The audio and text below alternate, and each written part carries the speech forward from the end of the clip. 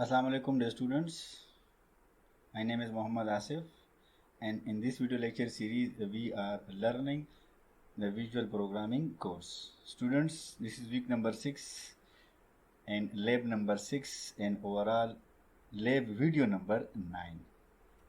In our previous lecture we have learned few topics in which include the introduction to the object oriented programming concepts in a C#.NET framework, where we started programming using classes, and within the classes we have members like a data member and a member function, and we have created all these members, and then we have created the objects within the main function, and also learn about the access specifier, that how it will be used within the classes, and also call the data member and member functions.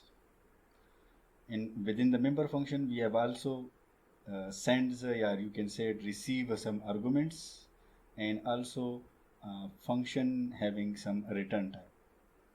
So this is all this topic which was covered in our previous lecture. In our today's lecture, or you can say it in the lab class, we will be learning about the constructor, and we will be implementing what we have learned in our theory class about the constructor function, and will solve a few examples. Then we will also be learning, and you can say the implementation for passing arguments to the constructor function with the help of programming example. And at the end we will also be learning the destructor function, and how it will be implemented in C# with the help of programming example. Okay student, let's start our today's topic, which is constructor function. So what is the definition of constructor function? Number one, it is a special function. Second, it is called automatically when an object is just created. If one object is created, it will be called once. If 2 or 3 or 4 objects are created, it will be called date and number of time. So how it can be recognized, this function, constructor function? Because the name of the class and name of the function will be same. So this is how we will be recognizing this function. And at the end there will be no return type of this function, and argument can be accepted. So these are the 4 points which is very important. So let's start constructor function. Let's say public specifier, then ABC. Let's see, name of the function will be same as the name of the class. Then this time no argument can be received. Then the function body, and this function will be just printing a simple message, console dot write line that welcome to constructor function. And let's create the object ABC OB is equal to new and ABC. So we have just created the function, the object, and at the end let me add one more line, read a key. So if you can see, we have just created the object. When an object is created, this function will be called, because it is constructor function, and this is by default constructor. Why it is by default? Because there are no argument. So this topic is called by default function. So let's execute. Welcome to the constructor function. The message is just printed. Now let me add one more line before the object. Let's say console dot write line. This is main function. This is main function. The idea of including this line, because I want to show you that the object is, when an object is created, the function will be called. So in this line, if you can see, after main start execution, this line will be executed first. Then whenever the compiler sees the object is just created, it will call the by default constructor. So let's see. Now you can see first the message is just printed. After this the constructor function is executed. So this is how the constructor function works.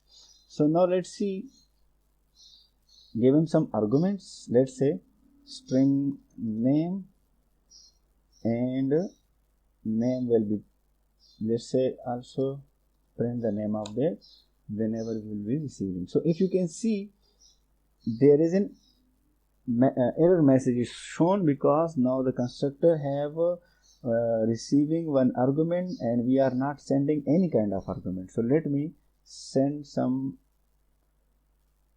static name, let's say Asim. Now we are sending the name, the string to will be received within this, and let's see, the name is just printed. So this is how the constructor function works. After the constructor function, now we have a destructor function.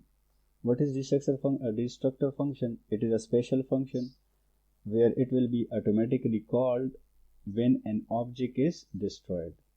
How this function will be recognized? Because the name of the class and name of the function will be same, but the name before the name of the function we must be using the tilde sign. If you remember, the constructor function name and the class name was same. In the destructor function, again the class name and the function name is same, but the difference is the tilde sign. Use before the name of the function the tilde sign, so that function will be called as a destructor function. Next, there is no return type and cannot receive any kind of arguments. So student, why we use this function? Because this function is used to clean the object. What do you mean by the cleaning of an object?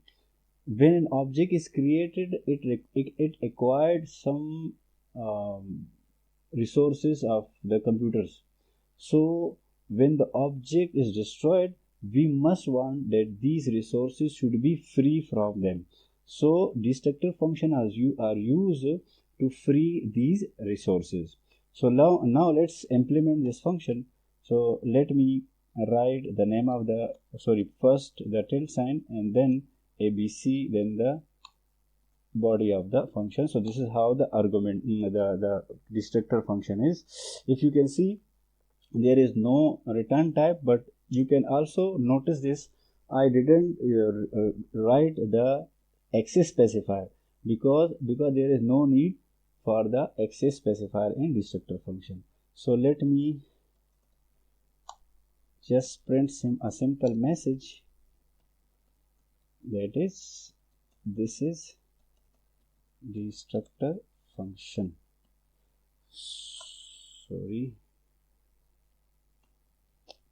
This is destructor function. So students, once one more important point is, okay, destructor function will be there will be only one destructor function in n class. So let's execute this function. If you see, the window is just appear and just disappear within a second. If you want to see the output again, you must have to execute with the help of shortcut key, that is Control F5. First, the main function which is the message is executed, then the constructor function is executed. After this, now you can see that at the end of the program, the object is just destroyed and the destructor function is just invoked, so the destructor message is printed. Okay student, this is enough for today's lecture. In today's video lecture, we have learned that what is constructor function and what is destructor function. So student, if you have any query or question, you may ask me on my official email address, that is asif@northern.edu.pk. Thank you. Allah Hafiz.